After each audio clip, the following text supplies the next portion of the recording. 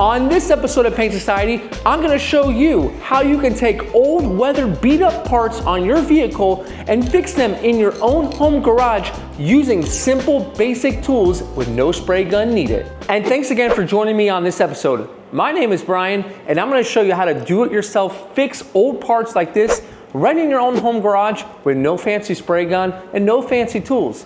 We're gonna start things off by just using a block. Now, getting started on your project, you have two options. You can either take it off or tape it off. In this case, we're gonna tape it off since the clips might break since it's so old and brittle. This is the best possible way to fix one of these. And we've got everything taped off. We're using a special automotive painter's tape so that the paint does not seep through the actual tape down to the good paint. Now you can see here, this is the really destroyed part of the paint where the sun really just hit it. And if you feel it, it's actually rough. Now on the back side here, it's actually really okay. It's still fine.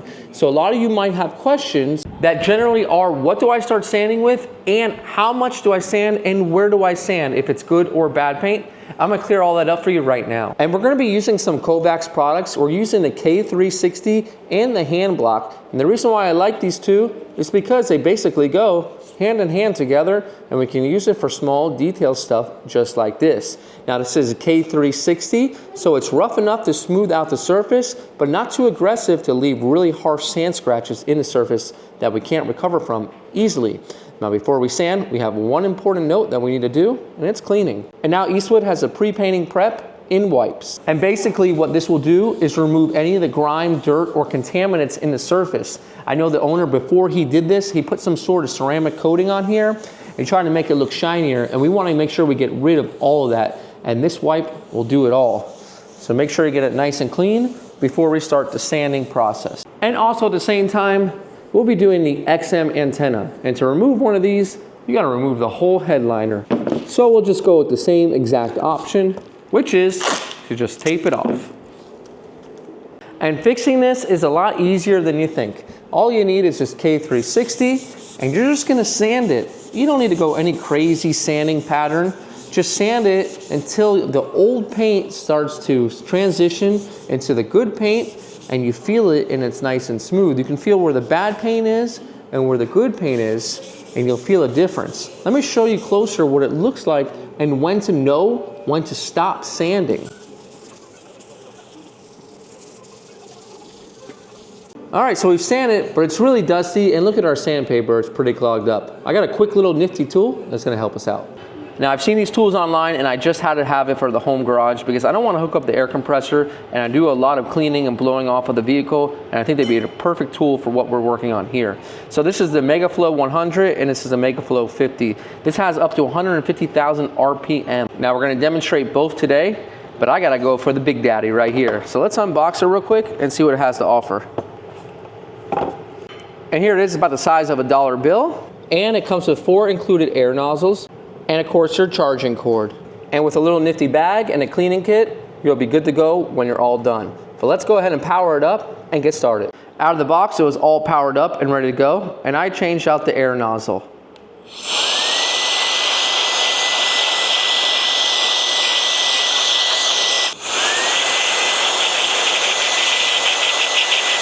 Pretty powerful little guy here.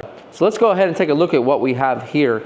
We can see here that we have different layers. We can see that this is down to plastic, and then we got some clear coat, and this is where it hit the actual base coat. You can see right in here, that's the base coat, so there's no more clear coat. Where it's kind of cloudy white, that's where the clear coat still is, and right in here, so it's really deteriorated. So the sanding method is just very simple, and this is perfect for this little job right here, this little sanding block. All you're gonna do is make sure that you get into that groove there, because it kind of dips a little bit. So getting into that groove really helps, and we don't want to get involved too close to the edge since we're not taking the actual spoiler off. And we can see here what's powdering up is the actual clear coat itself. And that's just what we want. We want that clear coat to actually be sanded smooth so the whole surface is nice and even.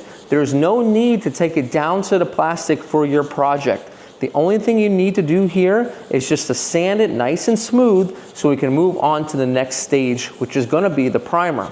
Now what I'll do before I move on and continue sanding the rest of the actual spoiler is, again, I'll blow it off and re-inspect. Now we'll carry on and we'll finish it up. A project just like this really is a small project that you can get done in one day. And most of the time that you're waiting, it's gonna be waiting for the paint to dry or the primer to dry. The actual labor of this job is actually really quick. And for the areas where the paint is good, like underneath the spoiler, just hold on, I'm gonna show you exactly what to do with those areas. Now the sandpaper does clog up pretty quick, but you can blow it off and blow off the spoiler. And we're just about ready to go into our next step. Now we're ready for those areas where the clear coat is still good. You can see underneath the spoiler here, it's still got a good shine, and we just need to scuff it up so when the primer hits it, it always lands on a scuffed surface. For this, we're gonna be using a hand pad and we're gonna up it to a K800. This is a very fine sandpaper. This will allow for a nice sand scratch without being too fine that the actual paint will peel off. So all you gotta do is just lightly go over it, and the hand pad, it really makes it easy to conform to little tight areas rather than a block for more wider, flatter areas. And remember that edge in there? Well, we don't wanna go too aggressive with it, so we're just gonna use this K800 right in here. We'll primarily use about 3 sandpaper grits for this whole entire project. And again, we'll just unclog it. And continue along our path of getting that edge all nice and sanded with our K800. We'll come along the edge here and give it a little scuff and move and connect right to where we were when we first started on the other side. All right, and that ought about do it. Now we're actually all ready for our next step already, which is gonna be the primer. We'll give it a quick blow again. And cleaning is the name of the game. You can never clean too much when you're painting. So we'll take another handy wipe and we'll wipe it down. I like to wipe after every step of the process. And I'm gonna show you exactly what it looks like before primer so you guys have an idea for your own project if you're doing it right. Blow it dry.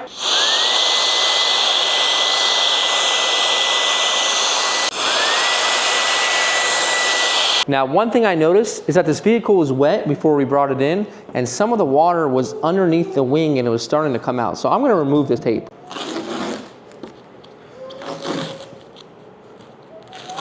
And let's see if we can get any of that water out of there that I noticed before. And this has 3 speeds. It can be controlled by this button here, down to 2 or 1. You can see at 1, it's nice and soft. But we like full power, so let's go ahead and blast this.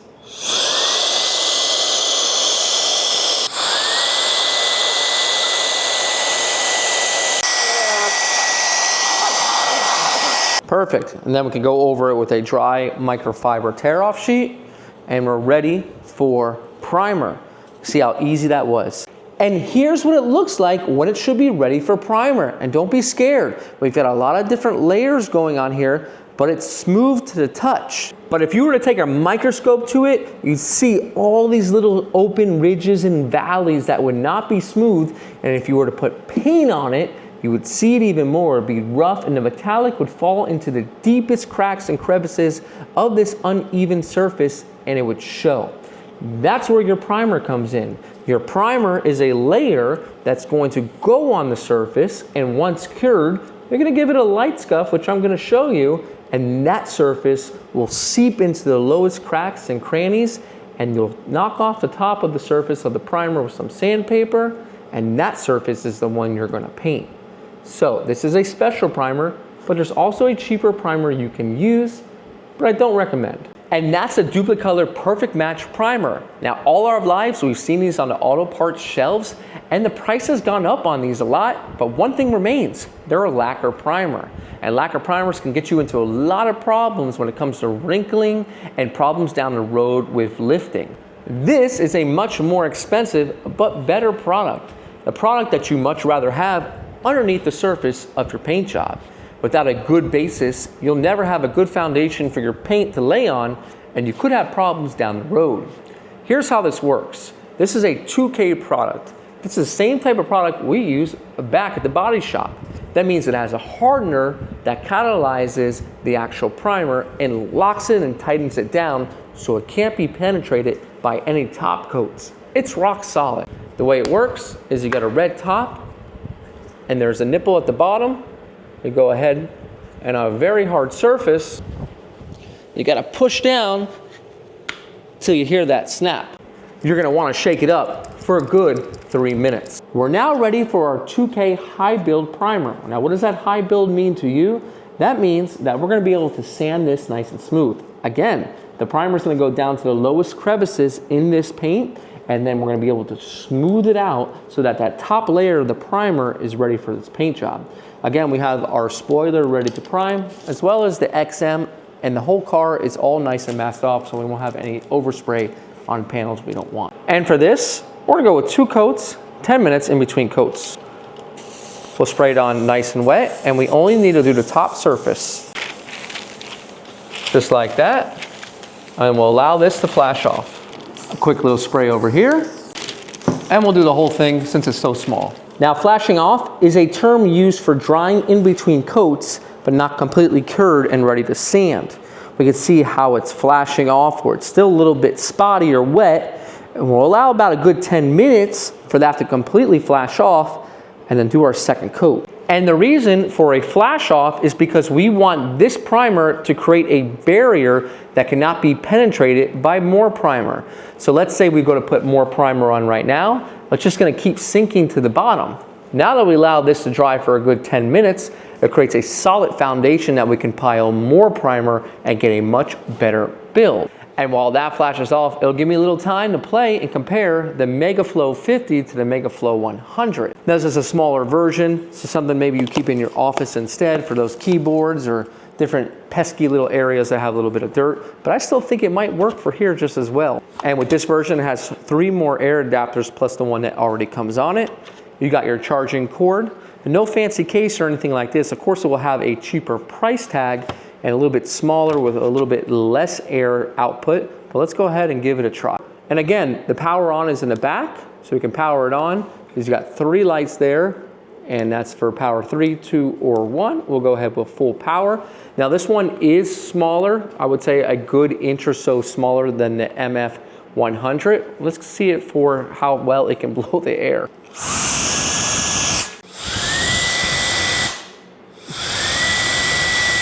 This one's definitely stronger, but this little guy packs a punch. I don't see why you would need something more powerful than this in your home office. This can be a little bit more stronger for, let's say, blowing water out of the crevices of your car if you want to dry it. But I think this little guy right here, this might be all you really need. It's a cheaper price tag as well. So what I'm gonna do for the rest of the video is I'm gonna use the little guy, and then I'll see which one I really like for around the house doing these types of projects, because we're definitely not gonna be done with this car. Now, enough yapping, we're ready for the second coat of primer. And after 10 minutes, it is ready for that second coat. We're gonna go a little bit slower this time and build it up. That way, we have a nice foundation to sand. We went back over it a couple times. We'll even hit up this little edge right here. Remember, this was still technically good clear coat that did not need primer. And again, we're not priming that bottom edge because it's simply still good clear coat.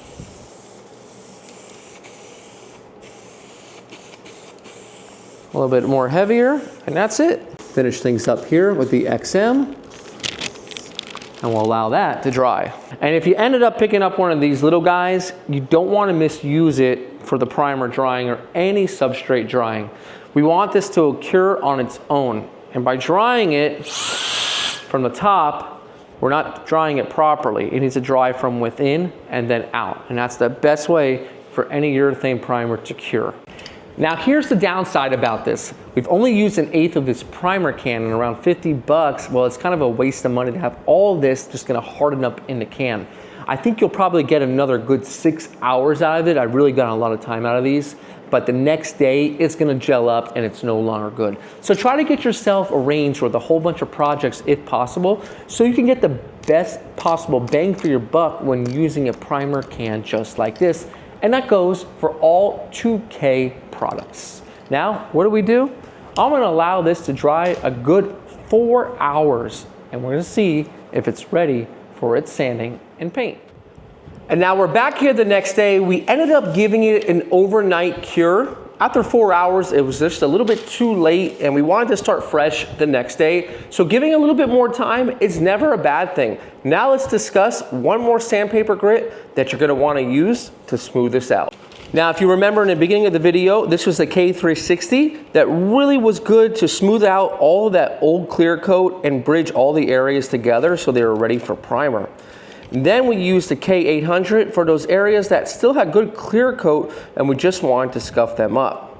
Now we're going to be using the K600. Now the K600 will be used for the primer. Since the primer is a little bit gritty when it falls, we're going to be using this to smooth it out. Now I'm going to show you the effectiveness of the guide coat. I'm going to show you one area with guide coat and one area without guide coat, and I will show you how it works. We're going to spray a little guide coat right here. And the purpose of the guide coat is to show you as an indication where you've sanded and where you still need to sand. And it's not meant to be completely flat and dark, it's just meant to be a light haze over the panel. Now we're going to go back to our same block and an interface pad that comes with the block kit. We'll put them together and select our K600. And this interface pad is going to help take the contours of this spoiler so it sands smoothly and more evenly. Now, let's watch when we sand. As we sand, what we're looking for is for all the black guide coat to go away. And if we still see a little bit of black guide coat, that's an indication for us that we still haven't sanded in that area. If we take a look here, we can see this area is a little bit low within the spoiler itself. So that's an indication that this area still has some grittiness to it. That's no problem because we can use our block at a different angle and go ahead and sand into that guide coat until it is completely removed. Now you see how much it powders up? That's a great indication that our primer is doing exactly what it should do, high building. And now we're back on the MF50, blow it off. Now let's go on to the area where we didn't guide coat. Now in this area, surely we can sand it smooth, but we really have no indication as to whether or not we've sanded everything thoroughly since there's no indication of the guide coat. So we can feel it and it's smooth to the touch, but let's see what happens when we put the guide coat on it and see if we sanded everything. And what's good about the guide coat is it dries quickly and it works to not really clog up the sandpaper too easily like a regular spray can would do. So we'll go ahead and give that a sand. And we can clearly see in this area all the places that we really didn't sand because we can still see the guide coat at the bottom. So in other words, the guide coat really is just cheap insurance to get the job done nice and smooth. So when your base coat lays down, you know you're gonna have a nice even surface for the base and then the clear coat. So we'll apply our guide coat to the rest of the surface, and that's all there really is to it. We can see that the primer sometimes will clog up the sandpaper, but when we dust it off, it's good as new. And keep in mind, for this project, we've only used 3 different types of grits and 1 actual sheet per grit. So a total of only 3 sheets for this small project because these sandpapers last a really long time. They still cut when they're cleaned off, they're good to go and as good as new. And another note, by having the interface pad, it creates a softer scratch. And that softer scratch is going to be much better for the primer surface. This is going to allow the base coat to really go onto the primer and not show any of the sand scratches from the sandpaper. That's what the interface pad also does really well. It softens up the scratch a lot so you don't have the harsh firmness of your hand or the block digging into the actual surface of the primer. And that will just about do it here. Now what we'll do is we'll blow this off. We'll take it off. We'll switch back over to the hand pad and we can use this along all the edges where the block might be a little bit difficult to get to. And that's all there is to it. We'll just go right back over those edges and make sure that it's nice and smooth in those areas that the block might be a little bit too big for. And we can follow that up on the edge under here all the way through. And remember, there was really no primer here, so we're just sanding down that overspray that may have fallen over the edge there. Now at this step, you have an option you can or cannot take, up to you. If it is a silver metallic or any type of metallic, I would recommend going a little bit higher up in grit and going over that K600. So simply what I'm gonna do is take that K800 that we used before, the same exact sheet, and I'm just gonna go over it. And I don't even need to use the guide coat. And what this is gonna do is really soften up and smooth out that K600 scratch, because this is a metallic, and sometimes those metallics can land in those scratches, and if those scratches are really coarse or aggressive, then you're gonna see them highlighted when you see it out in the sun. And it's just cheap insurance. They've gone over it a couple times, and it's gonna be nice and ready for paint. Now with the sandpaper, you don't need to do it with water. It's not recommended. All you need to do is just clean it out a little bit and carry on. And just like that, our project spoiler is ready for paint. And there you have it. Just 3 pieces of actual sandpaper did the whole entire job. Now what we're gonna be doing is we're gonna get all the masking paper off, because I like to start with new masking paper. That way we don't have any dirt stuck up underneath the tape. We're gonna put down new tape, we're gonna put down plastic, and we're gonna get this all covered up so we can head into our base coat. But before we do that, we're gonna turn this car around so we can get more ventilation when it comes to painting when we have the garage door up.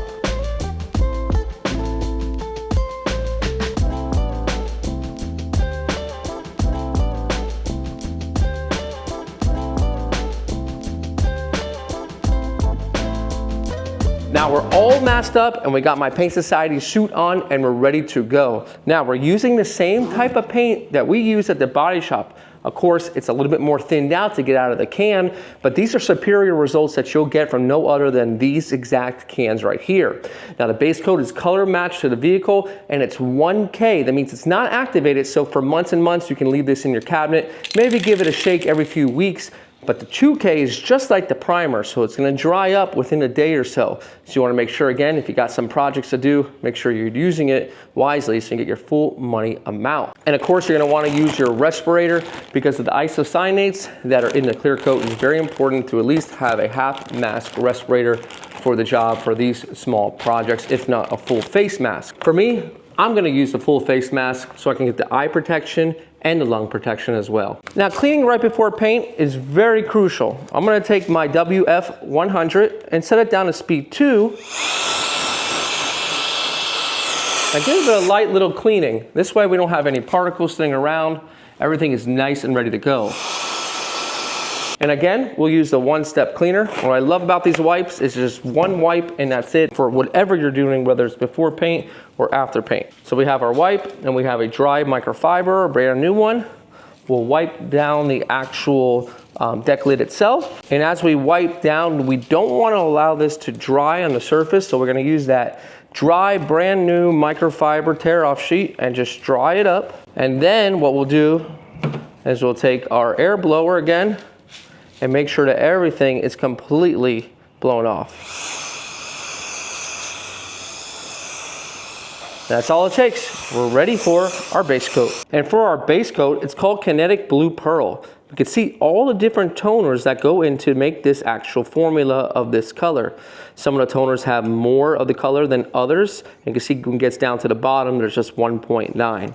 So this is all put into a can, and then it's ready to spray through this little tip right here.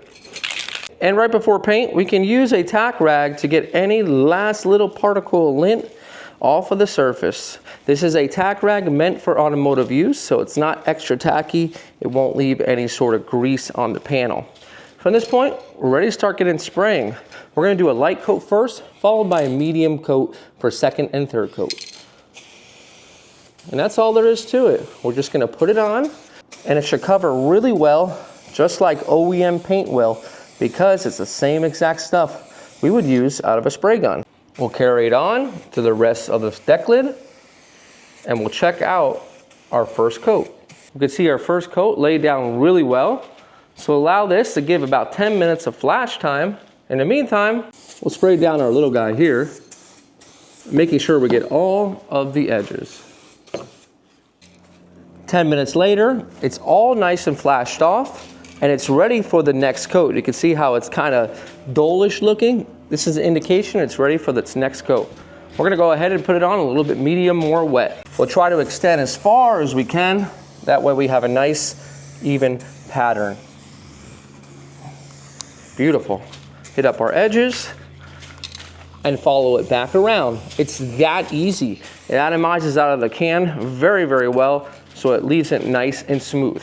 We'll do one more coat just to make sure we have full coverage. Another 10 minutes later, you can see that sparkle looks beautiful. Let's give it one final coat just in case to make sure it's completely covered.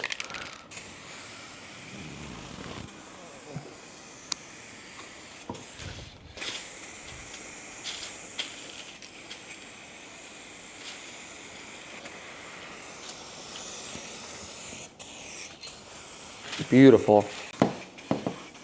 All done. We're gonna let about 20 minutes pass, and then we'll be ready for the clear coat stage. And we're all ready for clear coat. We have that red cap and that little nipple here. We'll fit them together, and then we gotta push really hard till we hear that snap. Once we hear that, we puncture the catalyst with a bladder, and we start shaking it up for a good 3 to 4 minutes. So our clear coat's all activated. Now we're gonna wanna take our tack rag and just ever so lightly allow it to just pass over that deck lid spoiler to pick up any of those stray metallics. Now we're ready for the clear coat. We're gonna apply 2 to 3 coats. We'll apply the first 2 coats and see what it looks like and see if it needs a third.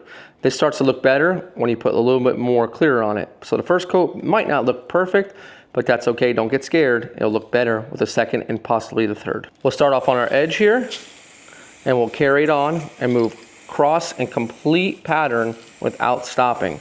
If you stop, you could get a small run or a buildup in one area that you don't want. It might go on a little bit milky, but don't worry. It's gonna all smooth out and flash out. So it might look a little bit white in some areas, that's perfectly fine. It might look a little bit patchy in some areas, that's perfectly fine. Allow the product to really, really flash off. And once it's clear, that's when you know it's ready for the next coat. It's usually about 10 minutes later. Same thing here.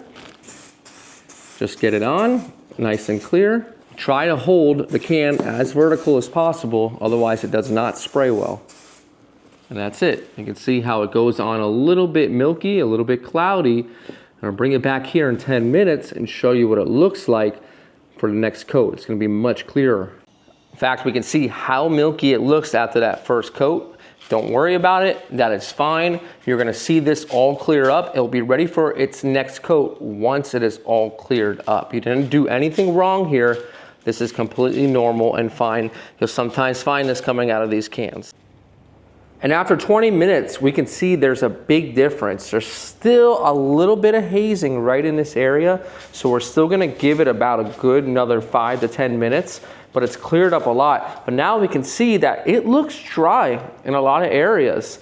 And this is common on the first coat, because remember, the clear coat needs to be able to build on top of the base, and it's gonna take maybe 2 to 3 layers to get that nice smooth finish. So we're gonna go ahead and wait a few more minutes. We'll allow this to disappear, and then we can go ahead with the second, and then we're gonna need a third coat as well. And now we're ready for the second coat. We're gonna apply it a little wetter. We're gonna be about maybe 2 to 3 inches away from the surface of the panel. We'll pick it up all the way, putting it on nice and wet. And again, the distance to the panel is crucial, about 3 inches away. We're gonna see that this one is gonna come out much smoother, and then our third coat, that's gonna be the money coat, where we really see that factory shine. And we see how this one's nice and smooth. We'll apply our second coat here. And we can see the rain is coming down, so that's going to increase the amount of time that we allow this to dry because of the humidity. It will fog up a little bit. We can see how it's fogged up again here. And again, a good indication to know when to apply the next coat is once that is all disappeared. All right, well, it's been 20 minutes and you can see that all the haziness is gone. We really want to take our time when it comes to the clear coat, or your project will not come out nicely. If we keep on just piling the clear onto itself with no flash time, it's not going to be able to build on top of each other and create a nice smooth finish. Keep in mind, we're using spray cans and not the same clear coat out of a spray gun that's much thicker. So it takes a little bit more building and a couple more different stages of actual clear coat. What we're gonna do is put that third stage or that third coat of clear coat on now. Same speed, same slowness, same distance. We're not changing anything. And we're gonna see what it looks like once it's cured. We'll start with our edges, nice and smooth. And then we'll give a nice pass almost to the middle so we can get a nice more concentration on the actual panel since we cannot reach all the way to the other side at once. I'm finding it better to spray from this angle because of the way that the orientation of the deck lid is. It kind of goes upward towards the back. So we have a much better angle. It's very hard to spray any flat panel using spray cans. So you have to kind of change and maneuver around just as much as you can so you can get that nice smooth finish. We'll finish up here and do the back side of the spoiler. And then we are all golden. Remember, less is more. So we've got 3 coats. We don't need any more. We'll allow it to flash and do its thing, and we'll check it out once it's all cured up. And we're back here after 40 minutes, and it's not completely cured, but it's dry enough, and our tape is a little bit close to the spoiler. So we're gonna go ahead and remove it and check out our color match, and look how good our gloss is. Wow, guys, take a look at the color match and look at the shine matching up to the trunk. It looks fantastic considering this is 20-year-old paint. And take a look at the XM as well. That is looking shiny and looking clean and ready to go. No more faded dead paint anymore. Wow, fantastic. And just like that, our at-home project is complete and it looks fantastic.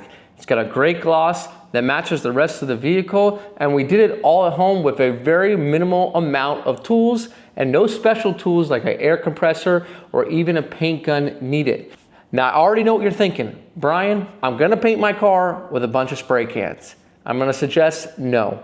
The best possible way to use these spray cans is on small projects just like this. No larger than 1 panel on a vehicle. It's gonna cost a lot more to get a whole bunch of spray cans than it is to get an air compressor and paint gun if you want to paint more than 1 panel on your vehicle, and it's going to come out a lot better. But for small parts that just want to rejuvenate and make it look good and bring back the brand new, these spray cans have really changed technology in painting in a do-it-yourselfers. Guys, this is Brian from Paint Society reminding you, don't overthink it. It's just paint. I'll see you guys on the next episode.